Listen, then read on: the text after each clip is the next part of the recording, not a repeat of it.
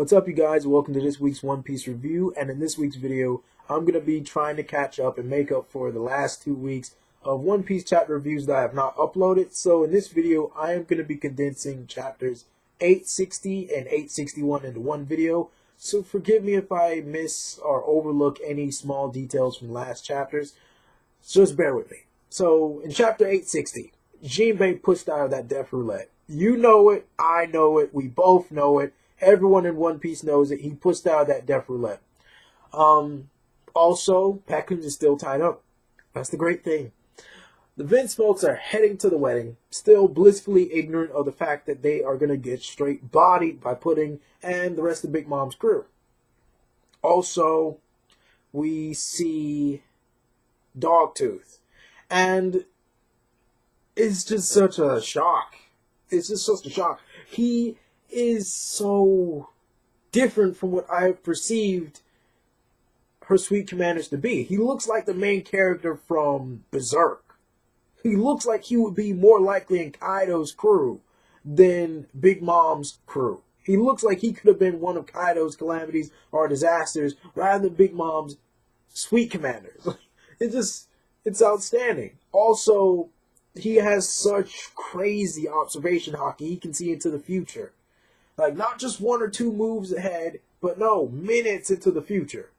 He can even predict your reactions, your words. It's like JoJo's Bizarre Adventures all over again.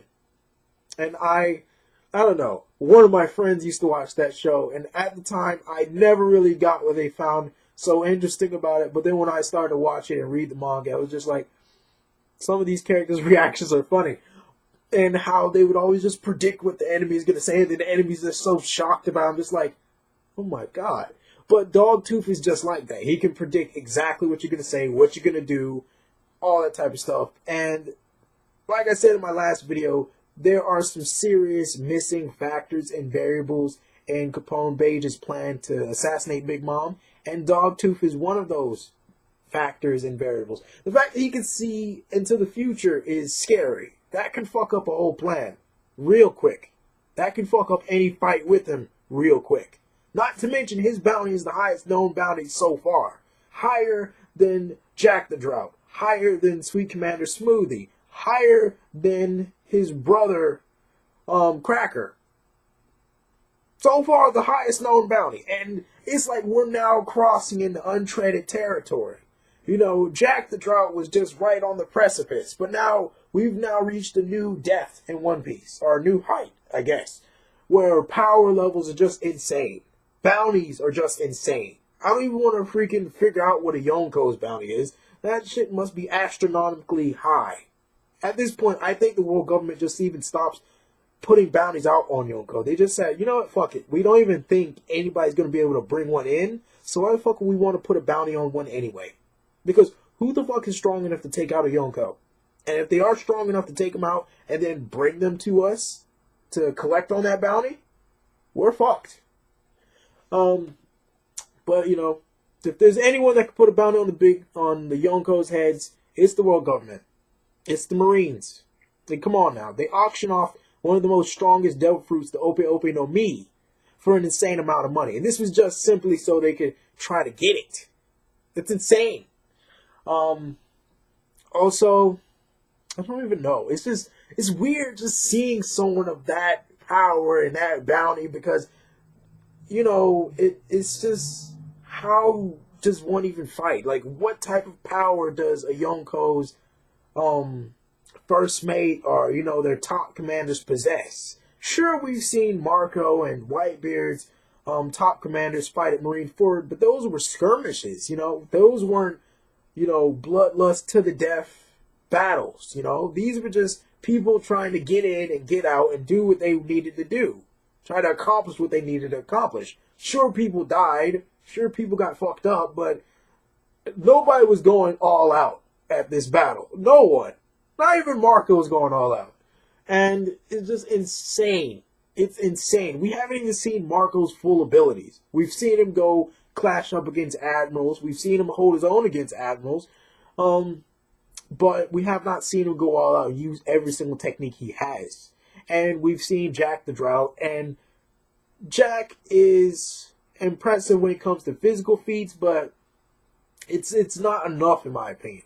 Like, we haven't seen, so as far as I've seen, we haven't seen hockey from him. We haven't seen all these other destructive tendencies from Jack. We've only seen him fight the Mink tribe, and we do know he has insane amounts of stamina. We do know he can survive underwater. We do know he was bold enough to fucking take on an admiral, a former fleet admiral, and a vice admiral, and several other marine battleships, all escorting Don Quixote Doflamingo.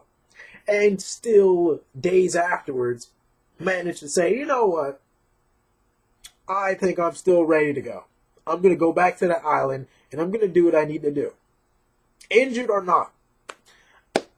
Still got fucked up, but still, commendable. It's just, I don't even want to imagine what type of power level they possess at this point. But, just picture that. This is twice Luffy's bounty. Luffy's bounty, as far as I know, is 500 million, right? And we're talking about Jack the Drow. We're talking about Dogtooth, Charlotte, Smoothie, all of them at 1 billion berries are knocking closely on the door. And it's just insane. We're talking about twice Luffy's strength. Supposedly. Approximately. Hopefully. Because, I mean, it's just insane. And it's just insane that Capone Beige thinks that this plan is going to work. Also, we've seen some of the emperors of the underworld. Some of these heavy hitters, heavy influencers. Some people running news organizations, shipping magnates. People that run pleasure clubs and organizations and all this other type of stuff. And it's just insane. They don't have boundaries, but it's insane. It's just, how does the world government even cope with this type of shit? Do they just simply say, you know what? It's just so far out of our hands. They're just so influential. What the fuck can we do at this point? Because, like, is it like Gil Tessero and his little floating kingdom? Where they just say, you know what? The man has enough money that he's like a world noble. And he has enough power and influence that, you know, there's not really any point in trying to correct him or even trying to bring him in. There's no point. No matter how powerful this guy is, there's just no point in it. It's too much of a hassle. And do they just say that about the underworld? Do they just say that about Yonko? Because I know they're trying to keep the peace and there's this balance in One Piece. But, like, come on now. I think at some point they just say, fuck it. We'll do what we can, but we're not about to risk being completely destroyed at this point. Also, I think in chapter 861, we have Sanji thinking with his dick. And that's not good. We know that he likes women. We know that this is a personality quirk of his almost to a fault in some fights with women. But this is to a whole new level. This is talking about fucking up a whole plan to assassinate Big Mom, to rescue your sister, to save your family, to save your crew, possibly save other people. And you're thinking with your dick. You know that she wants to put a bullet between your eyes, but you still want to bang her. You still want to marry her. And I don't know if he's a darn good actor or this is actually genuine affection he's feeling for her, but you gotta let it go. You gotta let it go. She is irredeemable. I don't know. There's a lot of One Piece characters do very atrocious things and then they get redeemed, but semi-irredeemable. Also, we see Mother Caramel, and I just don't even know what to make of her. Like, the first assumption to make is that she's possibly Big Mom's mother.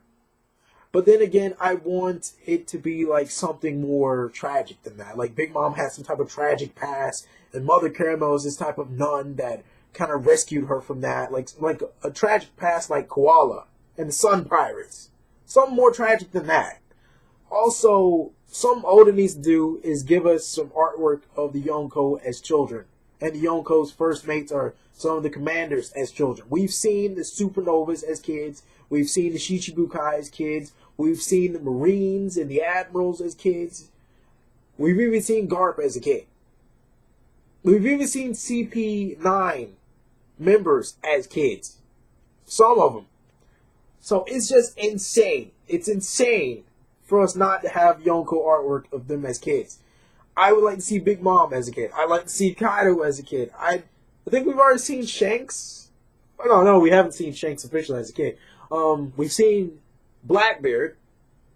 But It's just insane. I would like to see that. I wonder when are we ever going to get there. But I don't know. This plan is not going to work. There's so many variables that have not been counted into this. Big Mom fucked up a guy at that party because he asked about Mother Caramel. How the fuck is Luffy going to get anywhere close enough to knocking that thing over? You only have one mirror to get the fuck out of there. And the door, the homie that is the door that you're guarding, heard your fucking plan. You had to fuck up the door just so it wouldn't tell anyone. How the fuck do we not know that door didn't snitch before you killed it? How do we know? There's too many variables in this. There's too many variables, and it's gonna fail. Like every other alliance to take down a Yonko, this is gonna fail. And I'm not too worried for Luffy. I'm not too worried for Sanji and the rest of them. It's Capone Beige. He's gonna get fucked up. The Vin Smokes might get fucked up. But Luffy and his crew is not gonna get fucked up. I'm hoping this. Because Capone Beige, I don't know. He's gotta go. You can't assassinate and, take out leaders from rival mafias and families and other crews and other influential groups and then, get away with it. Karma's going to catch up to you one day. Eustace Kid murdered a bunch of people, bounty through the roof. And then he was just chilling with his alliance at his little base and headquarters. Kaido came right in there and fucked this shit up. So, no. Karma's going to get in there eventually, and Capone Beige is going to get what's his. You can't keep gunning for the head of an organization. You can't keep gunning for the strongest person and then think that you're just going to keep on taking out the strongest people in the room. No. Eventually, someone's going to be stronger than you. Someone is going to come in and fuck your shit up, and that's going to happen. It's happened too many times in One Piece, and it's going to happen to Capone Beige. Watch my words. This is VM. Like, comment, share, subscribe. Also, my link to my Facebook page is in the description.